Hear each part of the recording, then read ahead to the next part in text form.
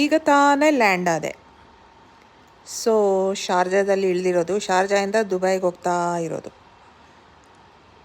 ಒಂದು 30 ಮಿನಿಟ್ಸ್ ಬೇಕಾಗುತ್ತೆ Sharjah to Dubai. ರಾತ್ರಿ ಅಲ್ಲ, ಸೊ ತೊಂದರೆ ಏನಿಲ್ಲ. ಅಂದರೆ ಟ್ರಾಫಿಕ್ ಜಾಸ್ತಿ ಇಲ್ಲ, ತುಂಬ ಕಡಿಮೆ ಇದೆ, ಹೋಗ್ಬಿಡ್ಬೋದು.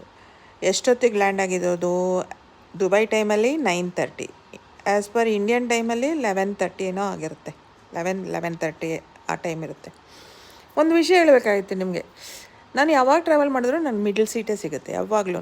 ನನಗೆ ಅರ್ಥ ಆಗ್ತಾಯಿಲ್ಲ ಯಾತಕ್ಕೆ ಯಾವಾಗಲೂ ನನಗೆ ವಿಂಡೋ ಸೀಟ್ ಸಿಗ್ತಾಯಿಲ್ಲ, ಐಲ್ ಸೀಟ್ ಸಿಗ್ತಾಯಿಲ್ಲ ಅಂತ. ಬಟ್ ನಿನ್ನೆ ಏನಾಯ್ತಪ್ಪ ಅಂದರೆ ಅವ್ರನ್ನ ರಿಕ್ವೆಸ್ಟ್ ಮಾಡಿಕೊಂಡೆ, ನನಗೊಂದು ವಿಂಡೋ ಸೀಟ್ ಬೇಕು ಅಂದರೆ ಎಕ್ಸ್ಟ್ರಾ ಪೇ ಮಾಡಬೇಕು, ಪೇಯಬಲ್ ಆದರೆ ನಿಮಗೆ ಸಿಗುತ್ತೆ, ಕೊಡ್ತೀವಿ ಅಂತ. ಎಷ್ಟು ಅಂದರೆ 1650 ಹೇಳಿದ್ರು. ಅರೆ ಏನಕ್ಕೆ ಎಕ್ಸ್ಟ್ರಾ ಪೇ ಮಾಡೋದು ಅಂತ ಹೇಳ್ಬಿಟ್ಟು ನಾನು ಬೇಡ ಅಂದ್ಬಿಟ್ಟೆ. ಬಟ್ ನಾನು ಆಮೇಲೆ ಯೋಚನೆ ಮಾಡ್ತೀನಿ, ಯಾವಾಗಲೂ ನನಗೆ ಮಿಡ್ಲ್ ಸೀಟೇ ಸಿಗುತ್ತಲ್ಲ. ಆ ಥರ ಲೇಡೀಸು ಒಬ್ಬೊಬ್ಬರೇ ಪ್ರಯಾಣ ಮಾಡೋರು ಕೇಳ್ತಾರಲ್ಲ, ನಮ್ಗೆ ವಿಂಡೋ ಸೀಟ್ ಬೇಕು ಅಂದರೆ ಡೆಸ್ಪರೇಟಾಗಿದೆ, ಪೇ ಮಾಡ್ತಾರೆ ದುಡ್ಡು.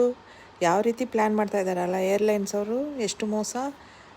ಸೊ ನಾನು ತಗೊಳ್ಳಿಲ್ಲ ಅಂದ್ಕೊಳ್ಳಿ. ಬಟ್ ಅನ್ಕಂಫರ್ಟಬಲ್ ಸ್ವಲ್ಪ ಇತ್ತು, ಬಟ್ ನೋ ಪ್ರಾಬ್ಲಮ್. ಬಟ್ ನಿಜವಾಗ್ಲೂ ನೆನ್ನೆನೇ ನನಗೆ ಫ್ಲ್ಯಾಶ್ ಆಗಿದ್ದು ಯಾಕೆ ಈ ಥರ ಅಂತ. Anyway, stay tuned, more videos are coming.